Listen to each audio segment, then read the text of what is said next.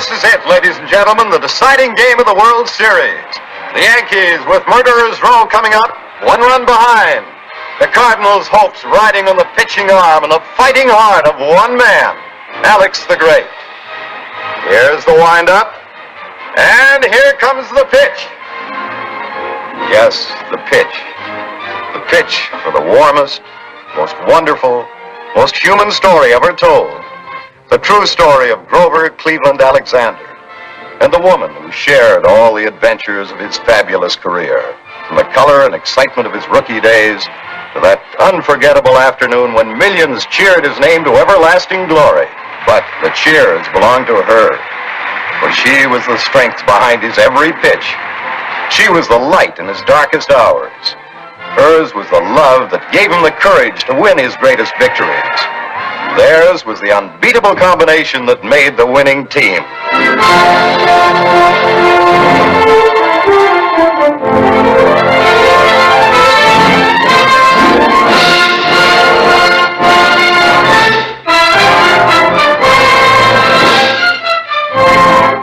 You must be so tired, Amy. Why should I be tired? I've been stealing strength from you all season. Every game, every pitch. Without you there, I couldn't have done any of it. God sure must think a lot of me. He's given me you. Don't you understand, Raj? It isn't enough that I believe in him. Baseball's got to believe in him, too. What can I do to help Alex? Please give him back his life, Raj. Lady, what I tell you, he's a has-been. What do you think you can do with Lazzeri? There don't seem to be any room left for him on the bases. Play ball!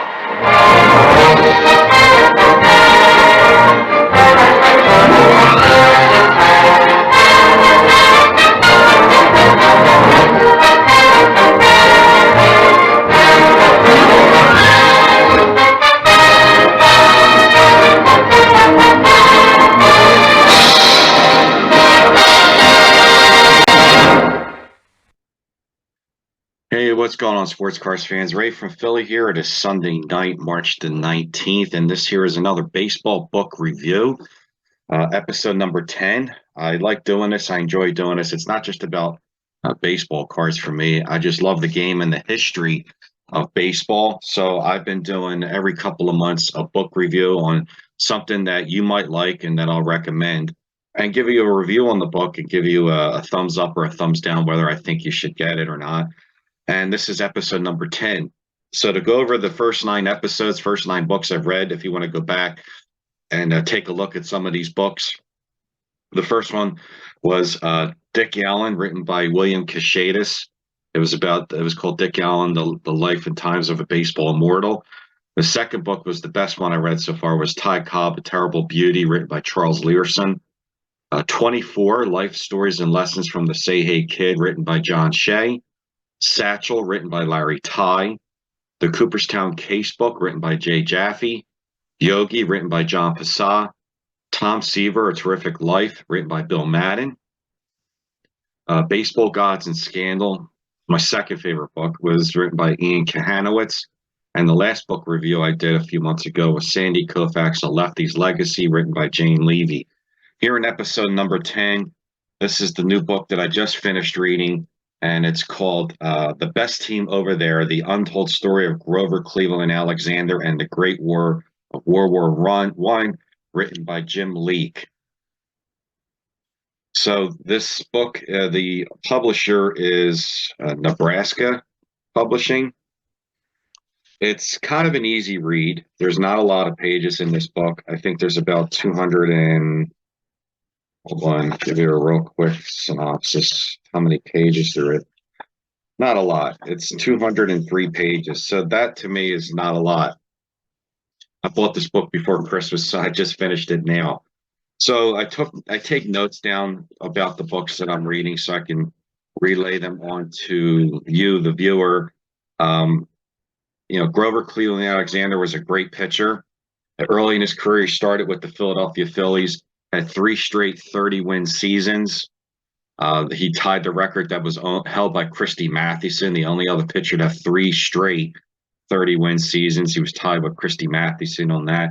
Was born in a small town in Nebraska called St. Paul, Nebraska. Pitched for the 1915 Phillies World Series team.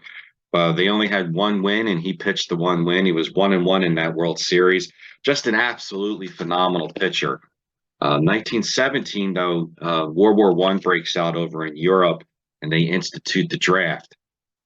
America gets into the war in 1918. They then draft Grover Cleveland Alexander and a lot of other baseball players at that time. Some of the names you might not recognize him. Bill Killefer, who was his catcher with the Phillies, also got selected into the draft. Clarence Mitchell of the Dodgers, football player that ended up being the head coach at Detroit Lions named Potsy Clark.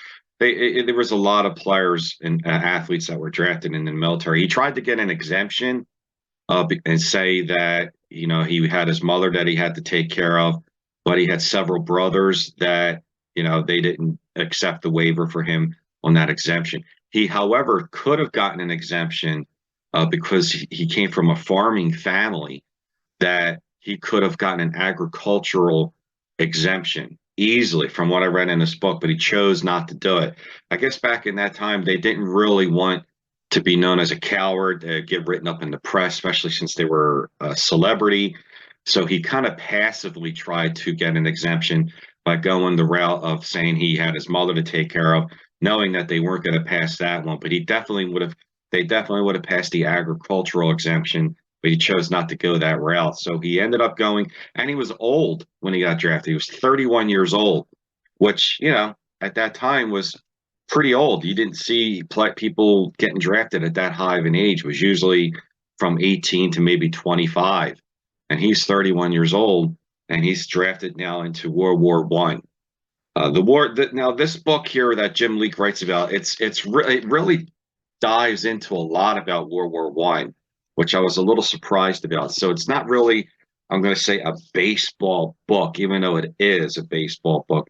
It's mainly a World War I book about a baseball player. So after that World Series in 1915 with the Phillies traded him to the Chicago Cubs when he got drafted into the military, thinking that he might not make it back or come back at the same way. The Cubs took the chance. They took the trade. Obviously, in my opinion, the Phillies won that trade because he got drafted in early 1918 and then didn't end up pitching that year for the Cubs at all. I think maybe 2 games, and was off to boot camp to get ready to be sent off to France to fight against Germany in World War I. So he ended up with the 342nd Field Artillery. Like I said, they had quite a few sports athletes, you know, in the military at that time. He had a lot of health issues going into being drafted. He got hit when he was in the minor leagues for the Phillies right before 1909. He got hit in the head with a ball when he was running on first base, going in the second baseman trying to get a double play. He got clocked in the head and suffered something that they call today TBI, traumatic brain injury, which there wasn't really a lot of research or education about that back then. He was pretty much back on the field the next day. He also suffered from severe epilepsy, which again, back then, wasn't really a well-known thing that doctors knew a lot about. Neurologists today know a lot about epilepsy, but we're going back over 100 years ago where they only knew some things about how to treat epilepsy. So he goes into this war, World War I, where he starts off as he gets promoted to a corporal, then gets promoted again to a sergeant. And this was a different kind of war. This wasn't a war that had planes or tanks.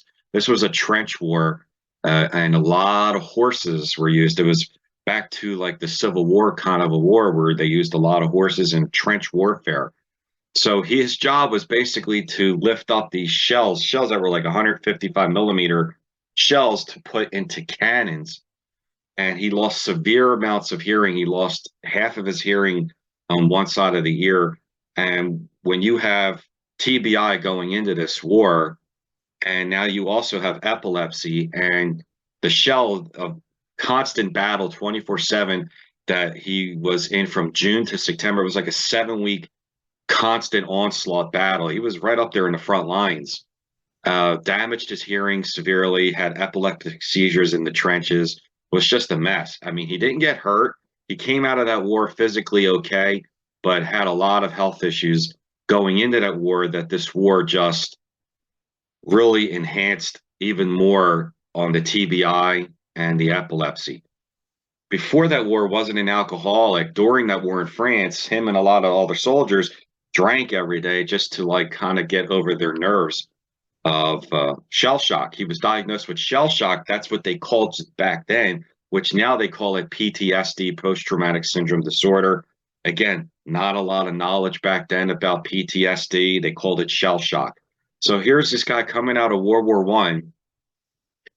In November of 1918, gets out of the war, comes back home, gets ready to pitch for the Cubs in 1919, had a very subpar year for Grover Cleveland Alexander, that is, goes 16-11, which for a lot of pitchers today would be great, but not for Alexander, who had 330-win seasons.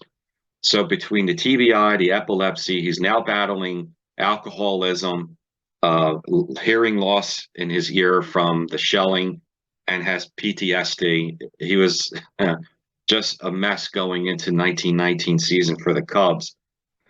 Continued to play through 1925 for the Chicago Cubs and did okay. Not great compared to what, like I said, what Alexander used to do before World War One, but had decent numbers still. Finished with 373 career wins, that he was tied with Christy Mathewson. Mathewson thought he had one more win than Alexander with 374, but they went back to the record books, and there was one game that he wasn't credited for the win, so they took one win away from him, and he ended up being tied with Grover Cleveland Alexander with 373 wins. Like I said, the duties that he had in World War One was pretty severe, even though he didn't get injured. There's an incident after the war where these kids throw firecrackers in the dugout, and the normal reaction of all the other players were to freak out and jump. He had no response. He just stood there with a weird smile on his face because of the PTSD, of the TBI. It just didn't even faze him. When you're hearing shelling 24/7 for several weeks in World War One, some kids throwing firecrackers in front of you, that's how damaged his hearing was. He just didn't really hear. He heard it, but it didn't have any reaction to it. There was just no response. So he gets traded now after 1925 from the Chicago Cubs to the St. Louis Cardinals. And in 1926 has probably his best moment in his baseball career. He's pitching in the World Series, 1926, Cardinals versus the Yankees. He pitches in Game 6, wins the game. Game 7's in New York. He's in the bullpen. And the manager for the Cardinals was Rogers Hornsby, calls him out of the bullpen. Now, there was rumors forever after that World Series that he came out of that bullpen hungover. He was drunk, and he swore to the last day of his life that he was not hungover. He was not drunk. He was quite sober. He was just tired from pitching the game before. In fact, there's a movie made about him called The Winning Team, starring Ronald Reagan playing Grover Cleveland Alexander, Doris Day, who's playing his wife Amy. And you see at the end of the movie ends with the 1926 World Series, and you see Ronald Reagan playing him, and he's dozed off in the dugout and the bullpen, where he gets called to come out of the bullpen and pitch. So this moment in time is one of the great moments in the history of World Series. And he's pitching against Tony Lazzeri, bases loaded, 2 outs, 7th inning. The Cardinals are hanging on. He tells Rogers Hornsby what exactly he's going to do to him. He says, I'm going to pitch him inside. Hornsby's totally against it. It's like, no, stay away from him. Don't really give him anything to pitch. And Grover Cleveland Alexander tells him, I'm going to pitch him the first pitch inside. He's going to hit it foul. Second pitch, I'm going to pitch low and away. He's going to be a called strike. Third pitch, I'm going to pitch down below his knees, down the middle. He's going to swing and miss. And that's exactly what happened. First pitch was inside. He hits it foul. Second pitch low and away was a called strike. And the third pitch was down to the knees, down the middle. He swings and misses it. And on his Hall of Fame plaque, there's that moment is mentioned on his Hall of Fame plaque where he strikes out Tony Lazzeri to end the 1926 World Series. It was the 7th inning. He still pitched 2 more innings after that and didn't give up a run. But that was probably his biggest baseball individual moment. And it's one of the great moments in World Series history is Game 7 of the 26th World Series where the Cardinals beat the Yankees. He continued to pitch till 1930 and then retired from baseball after 1930. And then for the rest of his life from 1930 to the day he died in 1950 was really just depressing. Really sad. I've read a lot of books about former players after their playing careers had pretty sad lives afterwards, but this by far was the saddest. You got to remember it's 1930. He's done playing baseball.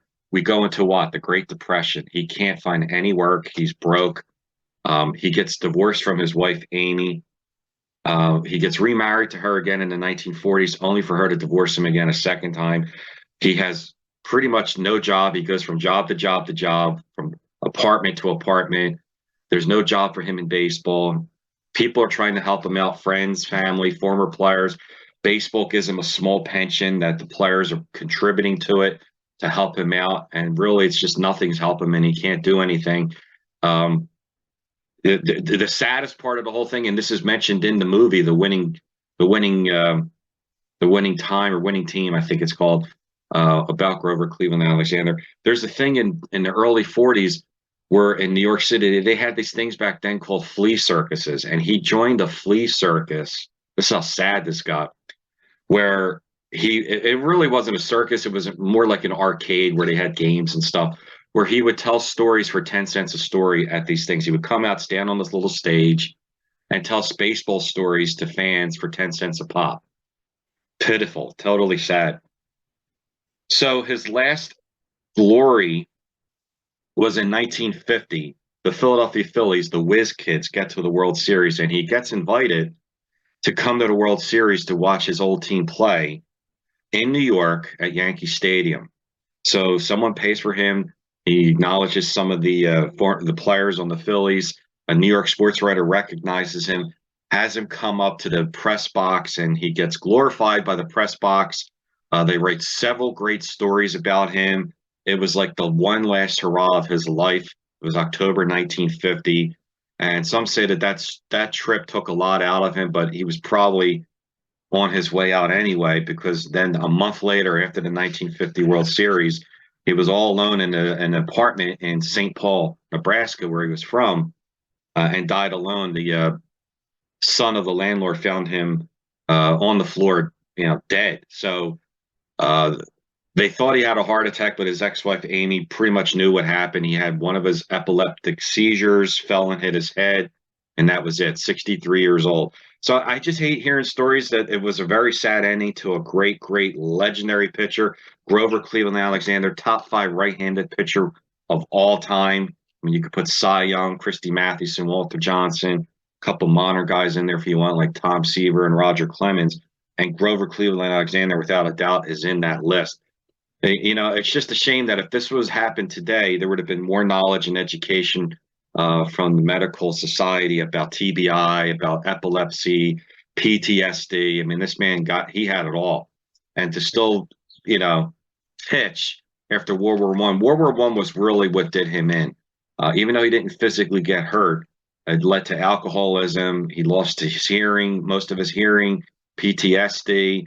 And even in 1950, before he died, he was in hospitals that year for being treated for shell shock, which they now call today PTSD. So I really would have liked to seen a happier ending for this. I do give this a 2 thumbs up book. Again, this book is called The Best Team Over There, The Untold Story of Grover Cleveland Alexander and the Great War of World War I, written by Jim Leake. There you have it. That was episode number 10 for this book review. My next book is going to be The Glory of Their Times. I've never read that book. I've listened to the audio version of it, and it sounds fantastic. Probably the greatest baseball book of all time. Everyone might think it's Ball 4, but no. If you're a baseball fan and you like reading baseball books, you have to read The Glory of Their Times, even though I haven't read it yet. That's the next book on my library list. There you have it, guys. I appreciate all your likes and comments. Thanks for tuning in. Thanks for listening to me go on about Grover Cleveland Alexander. Check out the book. I think you'll like it. And enjoy it. So I appreciate it. Until then, I'll see you guys real soon, and take care.